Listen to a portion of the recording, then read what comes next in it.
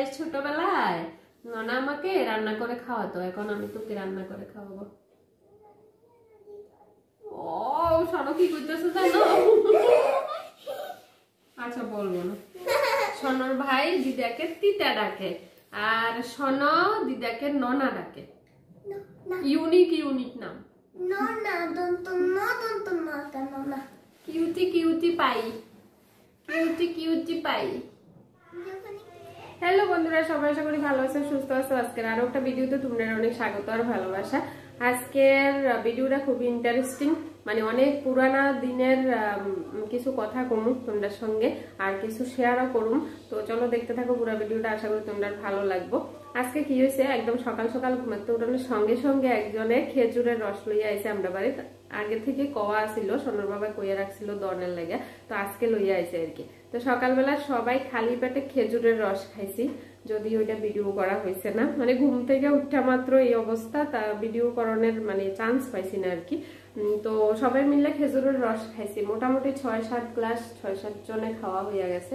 তারপরে যে রসটি আসিল, তো এই কড়াইটা এক কড়াই হয়েছিল আর কি। তো এবার এই রসটা স্বর্ণরে স্কুলে ফাটাইয়া 10টা সাড়ে 10টার সময় এরপরে এটা বইয়েছি জাল দিতে, মানে এটাতে রাব বানাবো। বাজারে যে রাব কিনতে পাওয়া যায়, পিঠা খাই যে রাব দিয়া, তো এটি আমরা আজকে ঘরেই বানাই লাইছি রস দিয়া।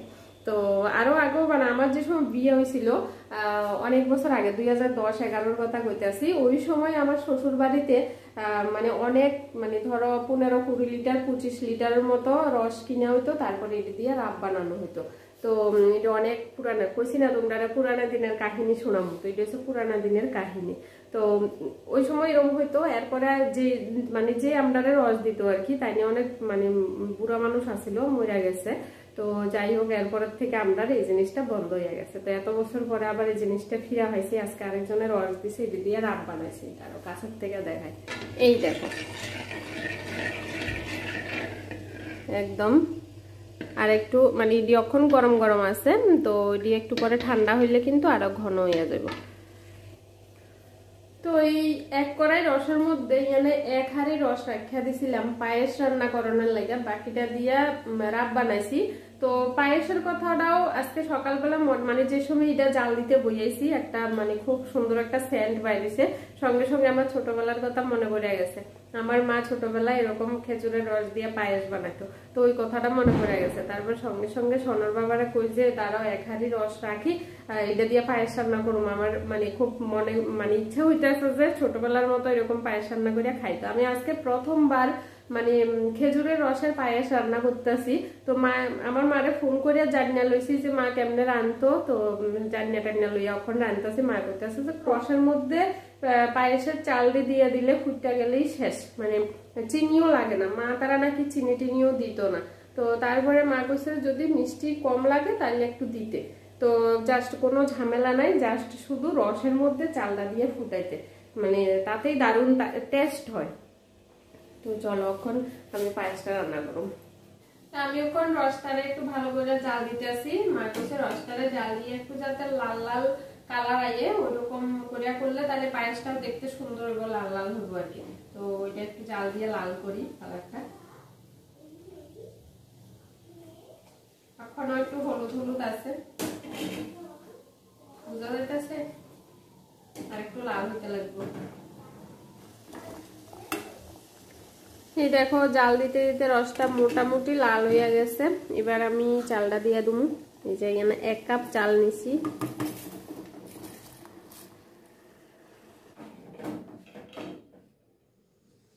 কি দারুণ একটা সেন্ট বাইরেছি, সেরা একটা সেন্ট। চাল দিতে অনেক পরে আরো সেন্টটা মানে গোবিন্দভোগ চালের সেন্ট, তারপরে রসের সেন্ট, মানে অসাধারণ। তোমরা আর বুঝতে পারতেছি না। এদিকে সোনাইয়া হচ্ছে সেন্ট ভাইয়া। আজকে কি খাবে শোনো? কিসের পায়েস? খেজুরের রসের পায়েস। ছোটবেলায় ননা আমাকে রান্না করে খাওয়াতো, এখন আমি তোকে রান্না করে খাওয়াবো। ও শোনো কি করতেছে জানো? আচ্ছা বলবো না, কিচ্ছু হবে না, বলে দিই না, নাহলে তো সবাই জানবে না। এটাতে তো লজ্জার কিছু নেই। গেছে গা শোনো, মানে আমার মারে ননা ডাকে, মানে দিদা ডাকে না। তো আমি যে কইছি ননা, তো তোমরা তো শুনতে আসছো, এবার শোনো আমারে কয় যে ননা কেন বলছো দিদন বলো, বুঝছো? এটা তো লজ্জার কিছু নেই, আর এটা তো আদরের ডাক। এটা তো কয়জন ডাকে, সবাই তো দিদাই ডাকে, দিদন ডাকে, তো তুমি একটু আলাদা ডাকো, এক্সট্রা একটা নাম ডাকো, এটা তো ভালো। ভাই আছে দিদা, আগে ছোট থাকতে দিদা রাখতে চাইতো, কিন্তু দিদা রাখতে পারতো না, দেখে তিতা রাখতো। তিতা ডাকতো। সনর ভাই দিদাকে তিতা ডাকে, আর সন দিদাকে ননা ডাকে। ইউনিক ইউনিক নাম। ননা দন্ত না কেন না? আজকে সনরের চোখের মধ্যে কাজল দিয়ে দিছি, দেখো কিরম লাগে। Cutie cutie pie, cutie cutie pie. যখন একটু মুছে গেছিল নিজে নিজে দিয়ে দিয়েছি। তোমরাই কও সনরে কিউটি পাই লাগতেছে না? চলো পড়াশোনা করো। অনেকক্ষণ পরে আবার আইসি, কারণ মাঝখান দিয়ে কয়েকটা ফোন টোন আইছিল, কথাবার্তায় ব্যস্ত আছিলাম, তো ভিডিও করতে পারছি না। রান্না হয়ে গেছে অনেক আগে, তো আমি এটার গ্যাস অফ করে ঢাকা দিয়ে গেছিলাম। এতক্ষণ পরে আইয়া দেখি এটা একদম শুকাইয়া চাক্কা চাক্কা হয়ে গেছে। মানে একটু পাতলা করেই নামাইছি, কিন্তু ঠান্ডাও তেমন পড়তে আছে, আর রস তো মানে এটা একটু গাঢ় হয়ে গেছে আর কি, একদম মাখা মাখা হয়ে গেছে গা। তো কোনোদিন রান্না করছি না, তো আইডিয়াটা কম। তো চলো একটু দেখাই তোমরা। এই দেখো একদম শুকায় গেছে গা, মানে কোনো ঝোল নাই একদম। এই যে এরকম শক্ত শক্ত হয়ে গেছে। তো যাই হোক, মানে ফ্লেভারটা তো পাওয়া যাবে, মানে শুকনো হয়ে গেছে ঠিক আছে, কিন্তু টেস্টি তো হইব। তো চলো বানাইলাম জীবনে প্রথমবার খেজুরের রসের পায়েস। তো সোনার বাবা তখনও বাড়িতে নাই, তো আইলে দিয়া দেখুম কি কয়। তো চলো তোমাদের লগে যতদূর সম্ভব হয়েছে শেয়ার করছি, আর একটু চিনিও দিছি লাস্টে দিয়ে, একটু টেস্ট করে দেখছিলাম যে হালকা একটু মিষ্টিটা কম কম লাগতেছিল, মানে আমি একটু মিষ্টিটা বেশি খাই এর লেগে আর কি। তো একটু চিনি দিছি লাস্টে দিয়ে, চায়ের চামচে 2-3 চামচ। তো চলো ভিডিওটা আর বড় করি না, টাটা, দেখাবো নেক্সট ভিডিওতে।